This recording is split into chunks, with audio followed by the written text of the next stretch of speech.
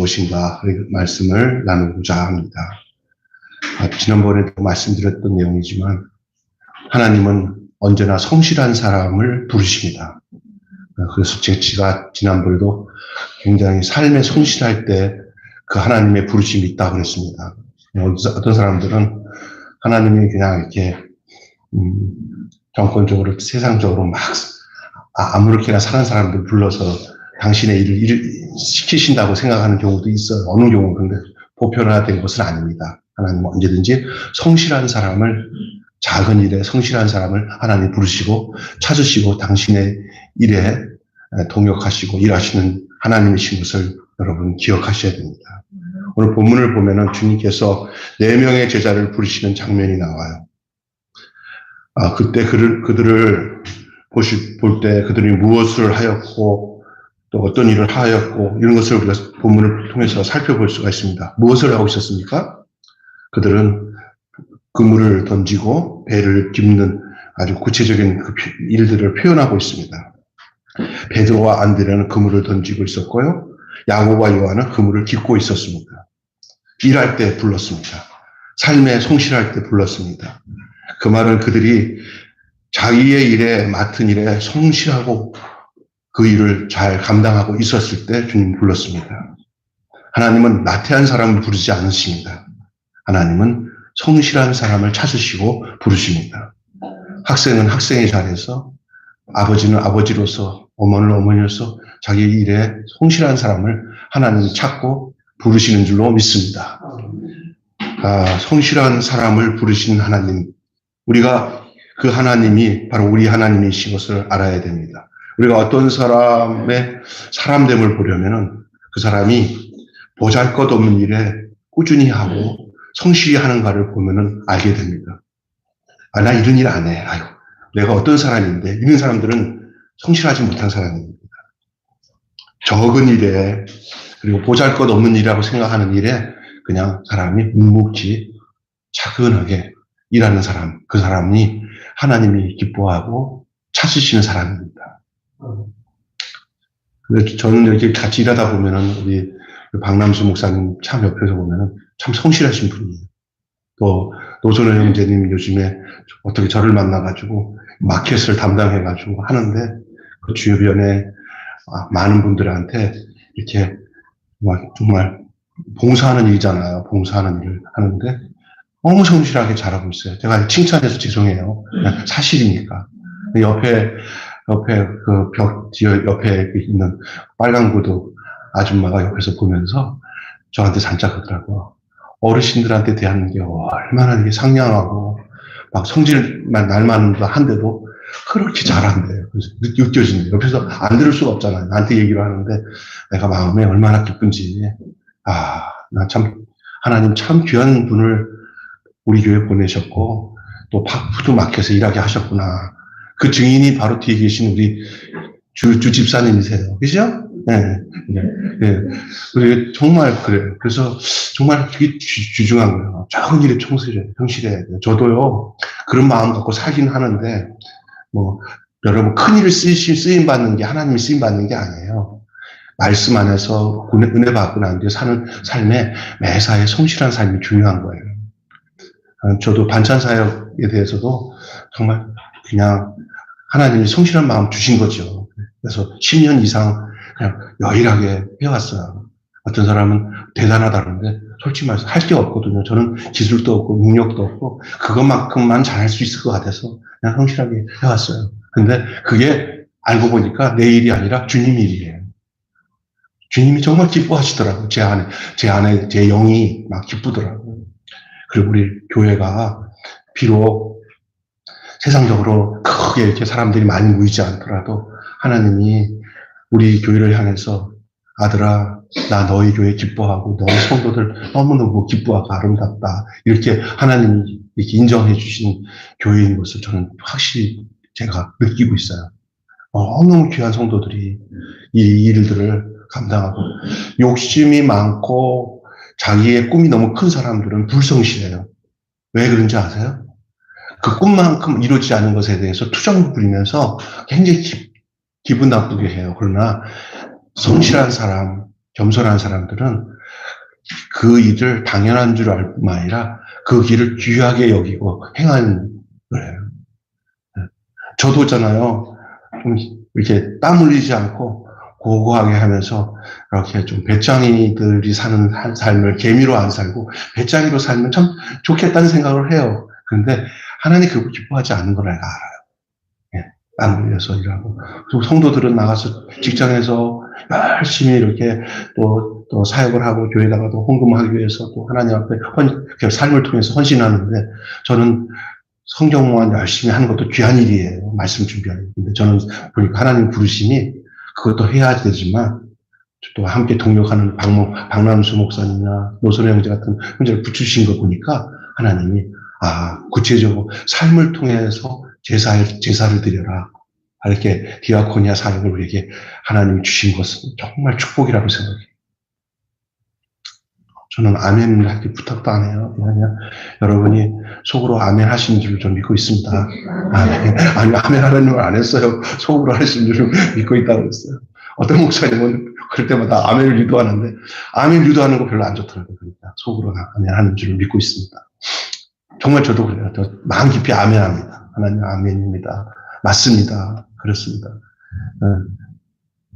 그리고 돌아보는데, 제가 보니까 어느 일이든 성실한 사람 찾아요. 어느 회사에 형제가 이제 거기 갔대요. 면접하러 갔대요. 근데 별로 자기도 그래요. 하나님 나는 뭐 다른 애들보다 학교 레벨도 떨어지고 그런데 그냥 용기 있게 그냥 그래도 한번 넣어봅니다 하고 넣었대요. 그런데 자기보다 레벨이 좋은 스카이 애들은 다 떨어지고 자기는 한 주변에 이렇게 중간치 대학이 나왔는데 자기만 됐대요. 그래서 자기도 희한하대. 나는 낙하산도 아닌데 왜 나가 됐지? 비율이 센데 서울대 나온 애 하나 되고 자기가 됐고 나머지 다 떨어졌대요. 굉장히 많은데 2명을 뽑는데. 그랬더니 들어오는데 나중에 그 회사에 들어가지고 나중에 이제 그 인사부에 있는 분들한테 자기가 왜 됐는지를 궁금해가지고 알아봤는데 기가 막히게 CCTV가 있었다는 거예요. CCTV에 포착한 걸 보여주더래요. 그 회사의 면접에 어떤 회사 직원들이 이거 한번 시험 삼아 해봅시다 그랬대요. 이게 뭐냐면 회사 면접 나오자마자 그 주변에다가 쓰레기를 좀 이렇게 어지러 놨대요. 네? 어지러 놨는데 그 쓰레기 어지러 놓은 거를 주섬주섬 다 주워가지고 쓰레기통에다 다 가지런히 집어넣고 가는 그 사람을 뽑자고 그게 나올 때 그거에 들어간 사람이 자기 하나밖에 없고 한 사람은 실력이 있어서 들어간 거고 자기는 그래서 들어갔다고 그걸 보여주더래요. 여러분 그게 매사의 작은 일에 성실한 삶이 그런 결과가 나타나는 줄 믿습니다. 좀 그런 것 같아요. 저도 보면 살면서 이렇게 다 할 수 있는 일보다는 남이 안 하려고 하는 그 자질구레한 일에 성실한 사람들이 눈여겨보일 때가 있어요. 사람들은 그런 못 느끼지만 저는 눈여겨보일 때가 있거든요. 여러분이 그런 하나님의 초점에 잘 들어오는 사람 되시기 바라요. 그게 어떤 사람이냐? 성실한 사람. 작은 일에 성실한 사람입니다. 그게 참 중요한 거예요. 그런 마음을 늘 달라고 기도하십시오. 예? 주님은 그런 사람을 통해서 일하셔요. 사람의 됨됨이가 거기서 나타나요. 맡겨진 일에 꾸준히 감당하는 그 사람, 그게 사람됨이에요. 사람 됨됨이. 마음에 맞지 않은 일이라 할지라도 꼭 필요한 일이라면 기쁘게 동참하고 그걸 동행할 수 있는 그런 삶이 참 중요한 것이라고 생각이 되어집니다. 하나님은 이런 성실한 하나님이시기 때문에 당신의 성격이 성실하기 때문에 당신의 성격에 맞는 성실한 사람을 좋아하세요. 우리도 이런 성실한 삶을 통해서 우리 삶에 하늘의 냄새가 나고 예수의 향내가 나는 삶이 되어졌으면 좋겠습니다. 우리 매일교회 성도들은 교회 생활보다도 더 중요한 것은 이제 여러분 가정생활, 직장생활 속에서도 그런 삶이 있기를 바랍니다. 교회만 이렇게 가서 믿음 좋은 것처럼 보이고, 저 직장에 가서, 여기 우리 교회 나오는 집사님이 부장님인데, 어때요? 아, 말도 마세요. 이만. 어느 곳에 갔을 때, 도리어 우리 교회 회중에서도 좋은 사람이 되고, 부드러운 사람이 되고, 또 성실한 사람이 되는 건 당연하지만, 직장이나 가정에서 그 신앙의 향내와 냄새가 나야 되는 거예요, 예수가. 한국 교회의 문제가 뭡니까? 그것이 안 나는. 맥기칠, 다시 말해서 도색한 그리스도인이 너무 많아요. 조금 지나서 도색이 다 지워지면 얼룩덜룩해요. 그게 한국 교회의 기독교인들의 모습이에요. 내면서부터 바뀌어지는 거예요. 그래서 속도 금이고 겉도 금이 되시기를 바랍니다. 완전한, 그래서 교회와 가정과 삶 속에 그 성실함이, 하나님의 성실함이 그대로 나타나는 삶. 그런 사람이 바로 그리스도의 제자가 아니겠습니까? 하나님은 그런 사람들을 기뻐하시고 좋아하세요. 옛날에 서울의 한 교회에, 옛날 얘기죠. 한 30년 넘게 있었던 일인 것 같아요. 그때 이제 30년 전이니까 60년이죠.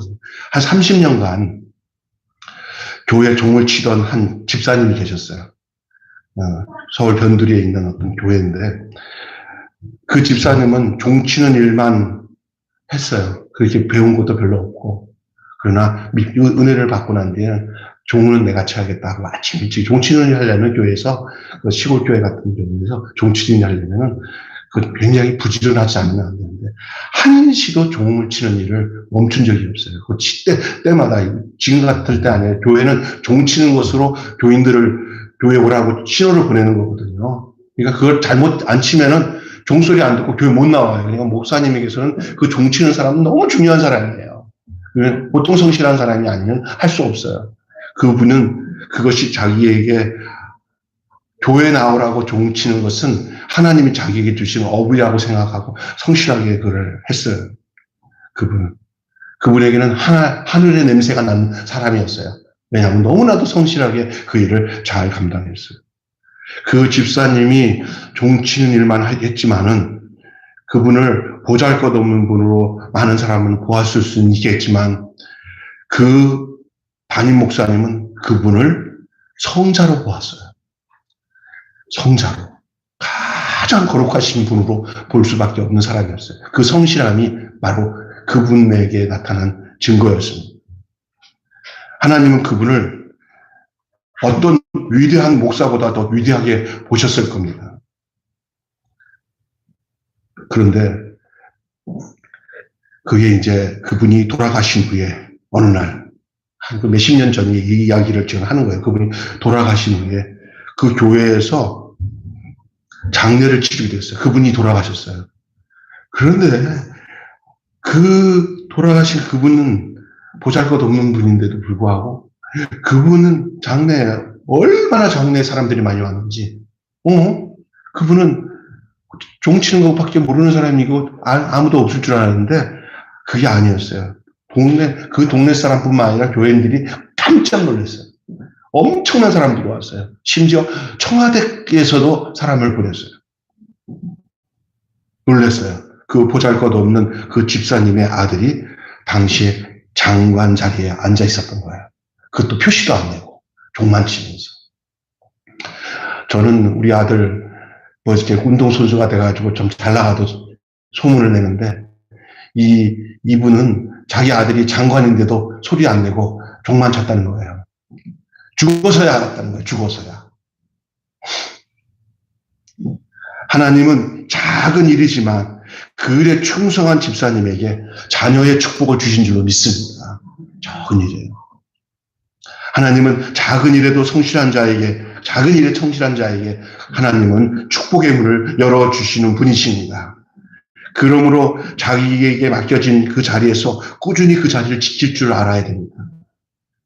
자기가 좋은 거, 자기가 원하는 것만 하는 것은 성실한 게 아니에요. 남들이 안 해도 이건 내가 해야 될 일이라고 하는 아주 거룩한 책임감이 그 성실함의 근거가 될 수가 있습니다. 그 일은 쉽지 않은 일입니다. 성실하게 산다는 거 쉽지 않습니다. 때로는 권태롭기도 하고, 때로는 어려움도 있고요. 때로는 나를 더 필요한 곳이 있을까 해서 가고 싶기도 하고, 포기하기도 쉽고, 그러나 굽은 나무가 선산을 지키는 것처럼 자기 자리에 변함없이 지키고, 조금도 이 시류에 좀 느린 것 같고, 좀 바보 같고, 어리석은 것 같아도 그런 사람이 바로 세상의 희망이고, 교회의 희망이 되는 줄로 믿습니다. 여러분, 적은 일에 변함없이 흔들리지 않고 늘 성실한 삶을 사시기 바랍니다. 특별히 예배에 성실하십시오. 네, 성실한, 한번 마음 먹은 거 변함이 없이, 할렐루야. 그리고 늘 하나님 앞에 그런 삶을 사십시오. 맡겨진 일에 성실하게, 늘 그 자리에, 언제나 그 자리에 그분 변함없어. 그분 참, 이런 삶이 있기를 바랍니다. 자, 하나님은 또한 외모와 상관없이 부르세요. 하나님은 성실한 사람을 부르시기도 하지만 외모와 상관없이 부르셔요. 성경을 보면은 하나님의 그 위대한 종들은 모두 다 조그만 일에 매우 열심히 일한 사람들이었어요. 큰 일을 한 사람이 아니고.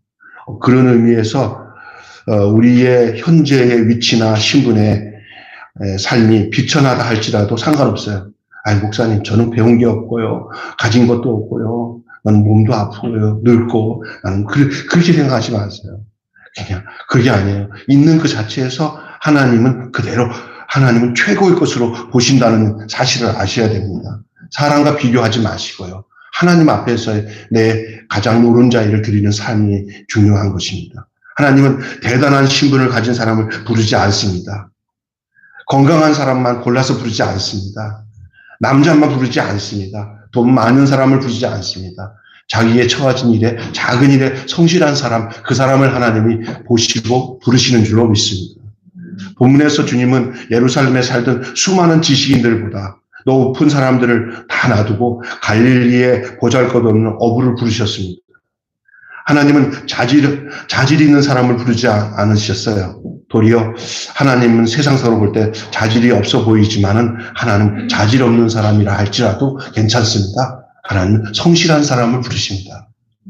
세상과 비교할 때 저 사람 똑똑해, 뭐 많이 알았어. 그래도 성실하지 않는 자격이 없습니다. 하나님의 부르십니다. 그런데 나는 너무 몰라. 영어도 못해. 나는 뭐도 못해. 그래도 자기가 배운 것도 짧아. 나는 너무 환경적으로 어렵게 자라서 나는 징크스가 많아. 난 이렇게 돼도 괜찮아요. 그러나 자기 주어진 삶에 그런 것을 벗어나서 상관하지 말고 작은 일에, 할 수 있는 일에 성실한 사람을 하나님 부르십니다. 진짜 그렇습니다.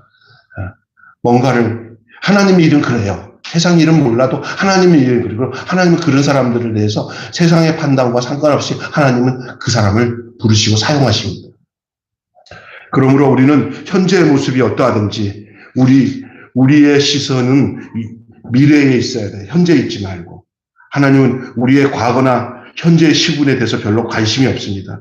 하나님이 진짜 관심을 두고 있는 분야는 뭐냐? 우리가 어떤 가능성을 갖고 있느냐?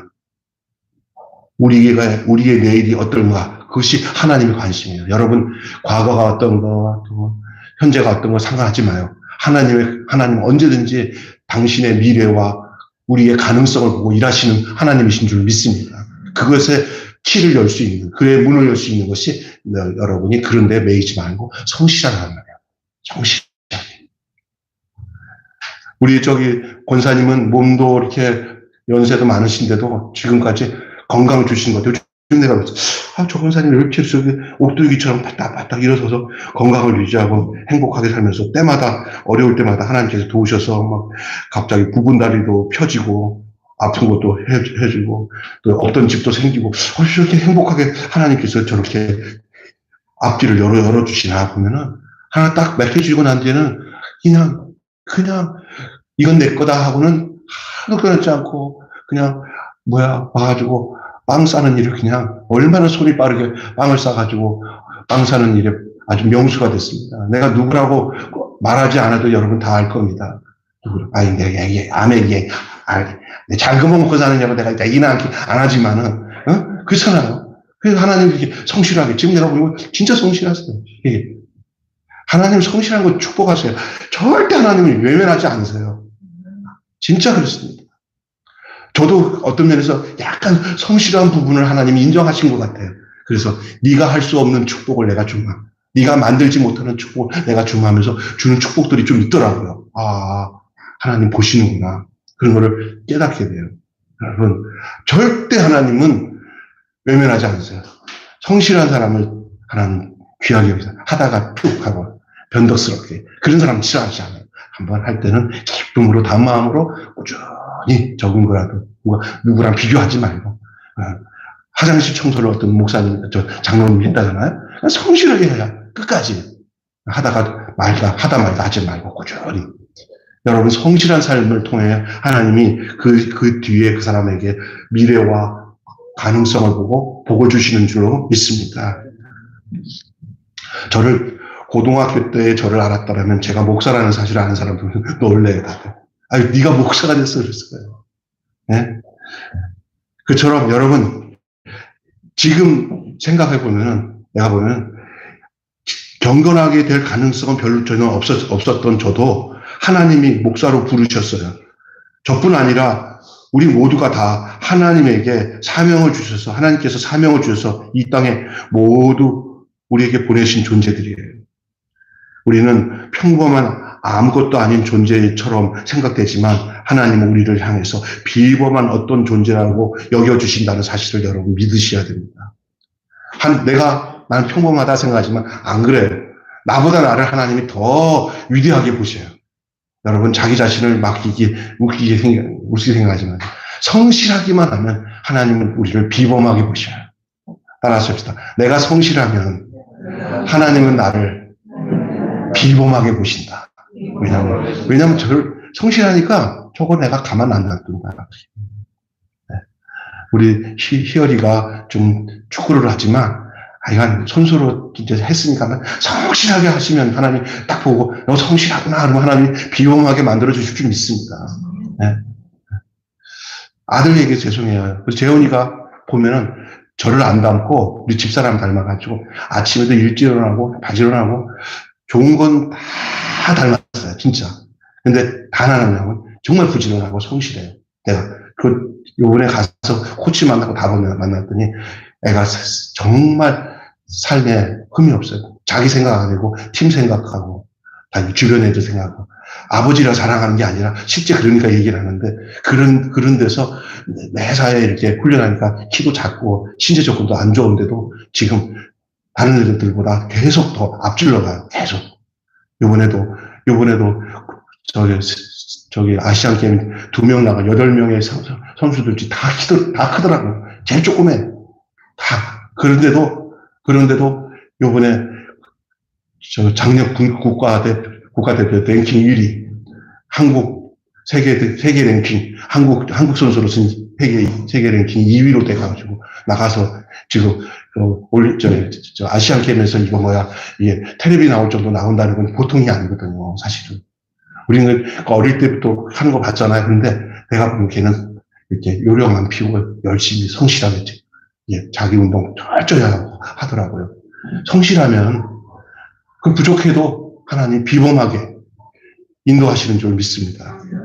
저는 기도하는데 여러분 오늘 이제부터 기도하십시오. 왜냐하면 전에는 제가 여러분께 기도하라고 정확하게 얘기를 안 했지만 이제는 하셔도 돼요. 내가 재훈이한테 교인들한테 광고했다. 기도했어.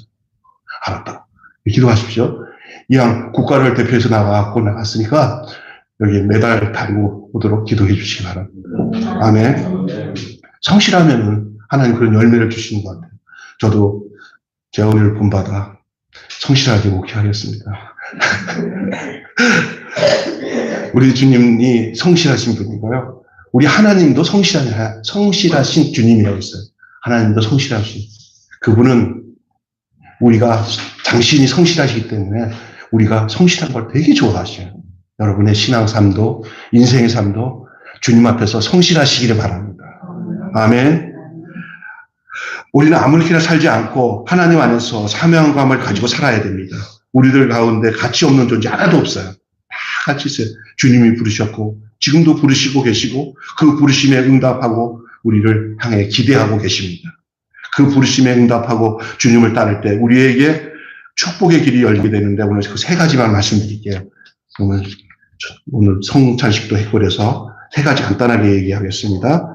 주님을 따를 때 우리에게 필요한 것이 무엇이냐? 오늘 본문을 통해서 주님을 따를 때 필요한 것들에 대해서 말씀드릴게요. 첫째, 따라서 합시다. 비전입니다. 비전.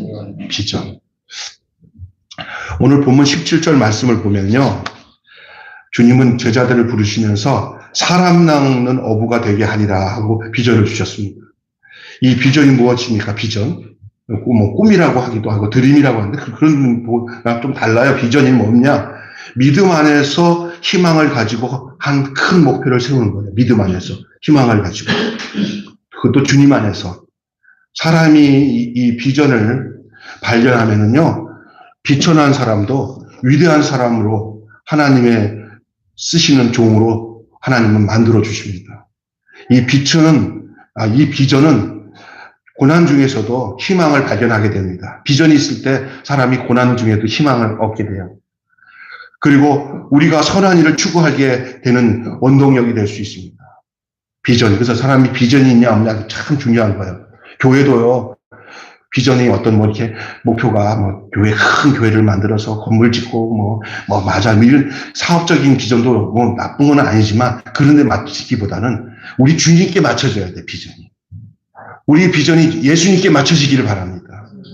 다른 성공한 외부적으로 막 성공해서 큰 예배당을 짓고 뭐를 막 사업을 해가지고 사람들이 알아줄 만한 이런 것을 가지고 우리도 저런 꿈을 꾸어서 저런 교회처럼 되지 않은 비전을 가는 경우도 있잖아요. 그것 별로 소득이 없어요. 그건 나중에 탈날 경우가 많아요. 비전을 얻어야 되려면 예수님처럼 사는데 비전을 두셔야 돼요. 우리 예수님이 어떤 삶을 살았는지에 대한 비전을 두세요. 내가 인생에서 복되게 하나님이 복을 주셨다. 그럴 때 그거 가지고 나가 어떤 삶을 사냐? 우리 예수님이 헐벗고 곰주린 사람들에게 베푸시고 살았지. 나는 그게 비전이야. 우리 저번에 윤미란 성도님이 이러더라고요. 목사님, 저가요, 이제는 정말 막 반찬 봉사하는 사람들 보고, 이웃돈, 나도 이제 그런 삶 살고 싶어요. 이게 비전이에요, 이게. 아멘? 옛날에는 어떤 사람들이 비전이냐면은, 이제 돈 많이 벌어가고, 이제는 쌓아놓고는, 이제는 넉넉하니까 세계 여행을 다니면서 우리 남편이랑 애들이랑 가면서 좋은 거 맛있는 거 먹고 즐기면서 그게 사는 게 내 꿈이에요. 이렇게 되잖아요. 근데 그건 모든 사람이 가지고 있는 일반적인 세상적인 비전이거든요. 나쁜 건 아니지만 그게 뭐가 좋겠어요. 그러나 이게 우리가 예수님을 믿고 난 뒤에는 언제나 우리의 마지막 때를 하나님 정말 뭘 기뻐하시는가에다 비전을 줘요. 제가 이런 얘기를 어떤 모임에서 설교를 하는데 원로 목사님들 중에서 넉넉하게 돈도 많으니까 제가 여행 다니고 그런 얘기를 몇 분이 이렇게 탁자에서 얘기하시고 있었는데 내가 설교하는데 앉아서 설교 다 듣고 난 뒤에 찔렸는지 김 목사, 우리 목사님들, 원로 목사님들이 이제 그런 삶 안 살고 우리가 봉사단체를 좀 만들어서 무보수로 돌아다니면서 이렇게 개척교회를 섬기고 이런 것들을 좀 논의하려고 그렇게 마음을 먹었다고 나한테 그래서 목사님 제가 그런 말 해가지고 그런 말 한 거 아니에요. 찔렸어. 그러더라고요. 그 비전이 바뀌면요 완전히 삶의 스타일이 달라요. 자기를 행복하게 하는 삶이 아니라 우리 주님이 얼마나 기뻐하시는 일인가를 생각하고 거기에 주님의 기쁨에 나의 삶을 드림으로 동참해야 돼요. 여러분, 이 신앙생활을 잘못하면요, 내가 하는 모든 일이 하나님이 나를 도와주심으로 내가 꿈꾸는 일을 하나님이 나를 도와주는 거로 요구하는 것이 신앙생활로 생각하는 사람 참 많거든요. 하나님 내 꿈을 이루어주신 하나님. 그게 아니고요. 하나님이 주신 모든 자원들, 하나님이 주신 좀 부담스러운 축복들이나 건강이나 그런 것들을 나에게 왜 줬지? 하나님이 원하시는 그 꿈을 이루기 위해서 나 자신을 드리는 게 비전이 돼야 되는 거예요. 아멘. 여러분의 삶이 여러분의 것을 위해서 주님이 필요한 게 아니라 주님의 것을 필요로 위해서 여러분이 하나님이 필요한 거예요. 하나님이 필요로 하는 것에 내가 드려지는 게 여러분의 비전이 되시기를 바랍니다. 우리 교회가 정말 저 땅끝까지 어려운 사람들에게 도움을 주며 복음을 전하는 게 비전입니다. 하나님 기뻐하시는 뜻이잖아요. 또 이렇게 주변에 헐벗고 굶주려 있는 어려운 분들을 위기 속에서 건져내는 일을 우리는 이 일에 하자. 그러면서 그런 목적을 가지고 우리 삶을, 비전을 이뤄가는 거예요. 그게 비전이에요. 이 땅에서 막 뭔가를 권력을 누리고 높아지고 뭔가 누리고 하는 것이 비전이 되면은 그건 세상에서 함몰되고 세상이 더 잘해요, 그거는. 우리는 그런 쪽으로 비전을 얻기 위해서 세워진 곳이 교회가 아니에요. 반대예요, 반대. 세상을 향해서 정말 사람들이 하지 않은 것에 하나님의 영광이 숨어 있어요. 그걸 찾아서 하나님께 드려야 되는 것이 우리의 삶의 내용인 줄 믿습니다. 똑같지 않아요. 비전입니다. 그런 비전. 미국의 유진 랜드라는 사람이 오래전의 사람인데요. 자수성가 한 100만 장자였습니다. 이 사람 자수성가. 그런데 어느 날 그가 할렘가에 있는 아주 가난하게 어렵게 사는 그런 학생들이 가득한 학교를 방문했는데 그 학교 중에 아주 극소수의 아이들만 상급 학교에 진학하고 다 학교를 안 가고 아주 어렵더라고요. 아이고, 이 학교 참 걱정되는데 이분이 딱 보니까 가서 아이들 모아놓은 데서 너희들 대학까지 진학하는 애 있으면 내가 모든 대학까지 진학하는 모든 것들 다 너희들에게 대주겠다고 그 학교에다가 우연치 않게 학교에 왔다가 그 얘기 한번 던지고 나니까 아이들 중에 90%가 상급 학교에 진학하게 됐어요. 이렇게 앞날에 대한 비전이 생기니까 그런 현상이 나타나는 거예요. 우리 자녀들에게 하나님이 주신 이 비전이 또 우리 교회 안에 하나님 주신 비전이 있어야 돼요. 여러분, 주님을 따르기 위해서는 이런 비전이 있어야 될 줄로 믿습니다. 교회도 이런 비전이 없으면, 여러분, 비전이 없는 곳에서는 사람 거기서 못 있어요. 여러분, 우리 교회를 향한, 여러분을 향한 하나님의 비전을 찾으시길 바랍니다. 저도 그걸 찾아야 돼요. 그리고 성도들과 공유해야 돼요. 우리가 하나님이 정말 원하시는 비전이 무엇인지 그 비전에 우리 모두가 공유하고 따라야 돼요. 하나님 뭐를 가장 기뻐하실까? 거기에 나 자신을 뭐를 할까? 그럴 때 여러분 나는 할 게 없어요. 절대 안 해요. 다 있어요. 우리 장권사님이 빵을 포장하는 것처럼 여러분 작은 일 다 할 수 있어요. 다 할 수 있어요. 없다고 하는 사람 있는 건 없어요. 다 있어요. 두 번째로 따라서 합시다. 순종입니다. 주님을 따를 때는 뭐가 필요하다고요? 비전과 또 뭐요? 순종이에요. 오늘 본문에 네 명이 주님께서 나를 따라오라 하고 했어요. 말씀하니까 즉시로 순종했다고 했어요. 순종은 축복된 존재가 되기 위해서 가장 필요한 조건이에요. 사실 주님은 여러분 주님께 선택받았다는 사실보다 순종하는 마음이 더 위대한 축복의 통로입니다.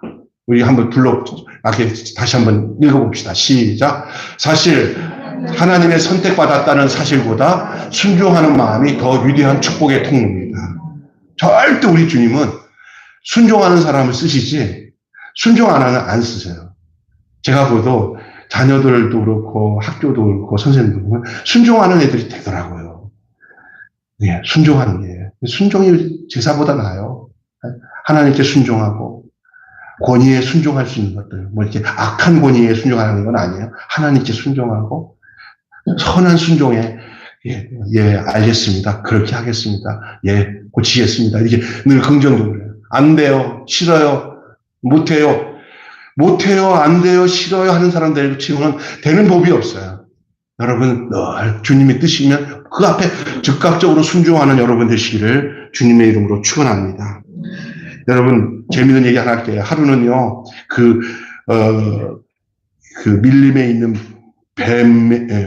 뱀의 꼬리가 뱀 머리에게, 재미있는 우화 같은 얘기예요. 뱀 머리에게 꼬리가 뱀 머리에게, 자기 한 몸인데 꼬리가 머리에게, 야, 내가 불만이 하나 있는데, 네가 좋아하는 곳만 내가 따라가 다니는데, 내가 좋아하는 곳, 내가 마음대로 내가 갈 테니까 너가 원하는 대로 이끌지 말라고 그랬대요. 뱀 머리한테 꼬리가. 그랬더니 뱀이 머리가 꼬리한테 네가 알았어. 나 가만히 있을 테니까 네가 하는 대로 한번 해봐. 했대요. 그 뒤에 어떤 일이 생겼냐. 꼬리가 불평해서 지가 하는 대로 가기 시작하니까 꼬리는 신이 나서 막 가다가 가시덤 불에 들어가서 온몸 피투성이가 되고 가는 곳마다 되는 게 없어요. 그랬더니 꼬리가 피멍이 들어가지고 하는 소리가 뱀 머리한테 네가 가는 대로 가야 내가 안전하겠다라고 결론을 맺었대요. 여러분, 꼬리는 반드시 머리를 따라가야 되는 줄 믿습니다. 꼬리가 머리를 앞서면 불행하게 됩니다. 인간이 아무리 똑똑해도 하나님의 말씀을 앞세우고 반드시 따라가야만 되는 줄로 믿습니다. 머리가 예수님입니다. 교회는 예수님을 따라가지 않으면 그 교회는 만시창이 됩니다. 우리 교회의 머리는 주님이십니다. 우리 주님의 머리를 따라가야 됩니다. 그래야 안전하게 되는 거예요. 교회의 머리는 뭐라고요? 주님이십니다. 예수님이에요. 그래서 말씀에 순종하고 따르는 삶이 너무나 중요한 거예요. 그래서 우리가 생각해보고 하지 마요. 말씀이 뭐라고 말씀하십니까? 가 우리의 응답의 조건이지. 우리 머리 짜내서 한번 생각해보자. 그건 인간의 도모예요. 하나님의 말씀에 응답에 따르기 바랍니다. 머리 좋다고 해서 뭐 그 좋은 머리 가지고 막 이렇게 방법 만들면 다 거기에는 문제가 생겨요. 하나님의 말씀을 따르시기를 바랍니다. 거기에 순종하시기를 바랍니다. 마지막은 따라서 합시다. 희생입니다. 주님의 부름에 베드로와 안드레는 어떤 반응을 보였습니까? 18절 말씀에 보면 이렇습니다. 곧 그물을 버려두고 쫓으니라. 그물을 버려두고 쫓으니라. 야고보, 요한은 어떤 반응을 보였냐면 20절 보시면 곧 부르시니 그 아비 세베대와 삭군과 함께 배에 버려두고 예수를 쫓으니라. 버려두고 예수를 쫓아다녔어요. 그게 뭐냐? 희생입니다. 희생. 자기의 소중한 것들을, 인간관계에 대한 것들도 희생하지 않고는 주님을 따를 수 없습니다. 친구들 다 만나고 세상 거 좋은 거 다 만나고 주님 따를 때는요, 주님 못 따라요. 주님을 따르는 가운데서 그 친구들이 붙어서 주님 중심으로 만들어진 인간관계는 괜찮아요. 근데 주님과 상관없이 세상 친구들 다 만나면 목사님 이번 주 또 어디 동창회 가면서 이번 주는 뭐가 있어? 이렇게 해버리면 주님 못 따라요. 그거 정리하고 주님을 따르는 데서부터 여러분 줄 쫓을 수 있게 되는 줄로 믿습니다. 아멘. 그때부터 새로운 인생관이 열려지고 삶의 내용이 달라지게 됩니다. 해보세요. 분명히 그렇습니다. 저는 초등학교 때, 고등학교 때 좀 좋지 못했던, 중학교 때 좋지 못했던 친구들이 다 끊어지고 난 뒤에 정말 좋은 친구들로 둘러치기 시작했어요. 제 좋은 친구들, 믿음의 친구들, 목사님들 중에서도. 그리고 그 목사가 보니까 친구를 보면 그 친구를 보면 그 친구를 안다고 또 목사들 사이에도 저는 제가 보면 저보다 다 괜찮은 친구들이에요. 우리 박정화 전사님도 제 친구들 보셨고, 특별히 서옥성 목사님한테 내가 내 친구를 소개시켜주면서 서옥성 목사님이 안 좋다는 목사 하나도 없어요. 다 나보다 낫죠, 목사님. 그죠? 저보다. 그게 뭐냐. 친구 보면 그 친구를 알아요. 예? 그 사상이나 생각이나. 예? 그게 그냥 껄렁껄렁 하면서 하고 다니면서 이런 애들이랑은 제가 격이 안 맞아가지고 그 성도들 힘들게 하잖아요. 성도들 안 힘들게 하는 친구들이에요. 다 내 친구들은. 성도들을 그냥 헌신하고 사랑하는 친구들. 그 좋은 친구들을 이렇게 주시더라고요. 이게 나쁜 친구들을 이렇게 만나면 탁탁 제어해요. 그래서 딱 보면서, 요거는 가봤자 아주 그냥 영적으로 힘들겠다. 하나님이 알려주는데 딱 끊어버려요. 이런 거 중요해요, 중요해요. 좀 이기적인 것 같지만, 그건 지혜로운 거예요. 내 친구를 삼가 잘 선택하고, 할렐루야? 참 중요한 거예요. 친구는 있어야 되지만, 그러나 선택은 잘해야 돼요. 그래서 여러분, 이런 희생하는 사람들, 다 주님을 따르기 위해서, 예수님 따르기 위해서 배를 버려두고, 그 싹군들을 다 버려두고, 이거 굉장한 거거든요. 그 가치적으로는요. 이 어부들이 부자예요. 자기들이 가지고 있는 것들을 딱 정리하고 주님 따른다는 의미는 지금 다 버린다는 얘기가 아니에요. 우선순위가 주님이라는 거예요. 우선순위가. 여러분, 우선순위가 예수님으로 바뀌어지시길 바랍니다. 그렇다고 해서 다 안 되는 게 아니에요. 그렇게 하면 돼요. 주님 안 따르기 때문에 잠깐 엉킨 거예요, 사실은. 주님을 따를 때 다시 제대로 정리가 된단 말이에요.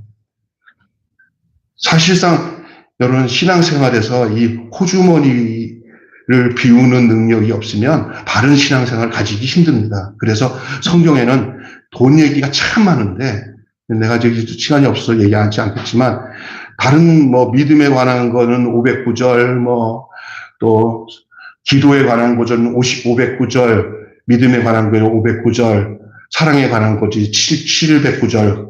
그런데 돈과 소유에 관한 성경 구절은 3000구절이 남아요. 2000구절이구나. 2000구절이 남아요. 그만큼 이 부분이 굉장히 중요한 거예요. 돈과 소유에 관한 거. 왜냐하면 사람이 하나님을 따르는데 가장 방해되는 게 돈과 소유야. 하나님을 따르는 데서 돈과 소유에 대해서 희생을 감수하더라도 하나님 따르는 마음이 있을 때 주님을 따를 수 있어요. 그래서 돈 없으면 교회 못 가! 그래서 그래. 무슨 얘기야? 어디 가서 상처받아가지고 그런 데서 막 어거지로 막 돈 거는 데서 상처받은 사람들은 하는 소리 돌아다니면서 교회 다니면 돈 없으면 못 가! 돈 없으면 못 가! 그러면서 연병처럼 돌아다니요. 그러지 말고 몸 먼저 들여보세요. 마음 먼저 들여보세요. 그리고 그런데 신경 쓰지 말고 그냥 못 드리는 대로 그냥 하나님 앞에 예배를 드리셔야 돼요. 그런데 자꾸 시험 들지 마시고. 할렐루야. 네. 우리 교회는 그런 교회 아니에요. 여러분 자신 전체를 다 받는 분이지 여러분에게 호주문에서 몇 푼 받는 교회가 아니라 여러분 인생 전체를 다 받는 교회예요. 할렐루야. 그래서 인생 전체를 다시 확 복으로 돌려주는 교회예요. 그래서 몇 푼 이렇게 헌금 드리라고 제청 안 해. 여러분 자신의 인생을 하나님께 다 바쳐서 하나님이 여러분에게 축복의 덩어리가 먼저 되세요 하는 교회예요. 할렐루야. 그래야지요. 그래서 저희는 이렇게 과도하게 막 돈을 많이 모아가지고 교회도 건축하자 이런 거 안 해요. 여러분의 영혼이 먼저 잘 되고 하나님과 바른 관계 맺는 것이 더 중요한 줄로 믿습니다. 희생이 없는 성공은 없습니다. 희생이 없었는데 성공했다면 분명히 우리 앞에 누군가가 희생했기 때문입니다. 여러분, 우리의 희생은 헛된 것이 아니라 누군가의 성공을 위한 그러한 밑거름이 된다는 사실을 알고 희생하면서 나에게 돌아온 게 뭐가 있어 라고 하지 마시고 희생해 놓으면 나중에 그 기도가 그 희생이 우리의 다음 사람들에게 그 밑거름이 돼서 그들이 복을 받는 역사로 하나님이 주실 줄로 믿습니다. 제가 시간이 이제 다 끝났습니다. 주님을 따르는 것은 쉬운 일이 아닙니다. 삶이 이전보다 불편해질 수 있어요. 주님을 따르는 게. 그러나 그 삶은 가장 복된 삶이 될 것입니다. 왜냐하면 주님이 부르셨기 때문에요. 주님이 부르셨기 때문에요. 우리를 부르신 주님은 반드시 우리를 성공시키고 우리에게 최선의 길을 열어주시는 분인 것을 여러분 믿으시기를 바랍니다. 우리 주님이 부르셔가고 망하게 하는 법 없어요. 우리 주님이 부르신 전극적인 목숨은 주님이 부르셔가고 당신의 영광을 드러내기 위해서 부르십니다. 아브라함을 부르신 것은 아브라함을 저주하기 위해서 부르신 게 아니라 아브라함을 복주시기 위해 부르셨습니다.